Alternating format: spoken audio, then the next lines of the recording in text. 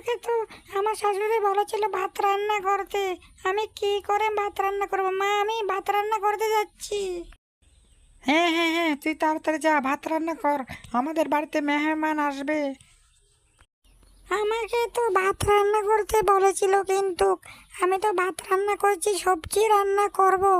আমি যদি ভালো করে রাঁধতে না পারি তাহলে কি বলবে? এদিকে মেহমান তারা আসবে। এখন আমি কি করি? আমি তো কোনোদিন এসব রান্না বান্না করি নাই।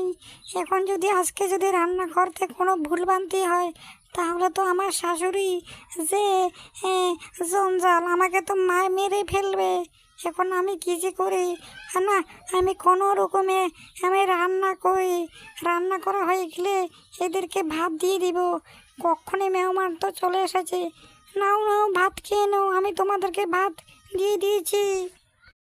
হ্যাঁ হ্যাঁ হ্যাঁ, কী রান্না করেছিস? এটি তো একদমই স্বাদে হয়নি। এসব কী রান্না করেছিস তুই? তোকে বললাম আমি রান্না করতে, আমি আজকে তোকে দেখিয়ে দেব। হ্যাঁ হ্যাঁ হ্যাঁ হ্যাঁ, এটি কী রান্না করেছে? এটি তো একদমই স্বাদ হয়নি। তোমার বোমা হুরা ফালতু বোমা রান্না করেছে, হয়নি। যা তুই যা, বাড়ি থেকে বাড়িয়ে যা। এখনো তুই ভাত রান্না করতে পারিস না? কেমন তুই মেয়ে? তোকে আমি বিয়ে করে আনলাম।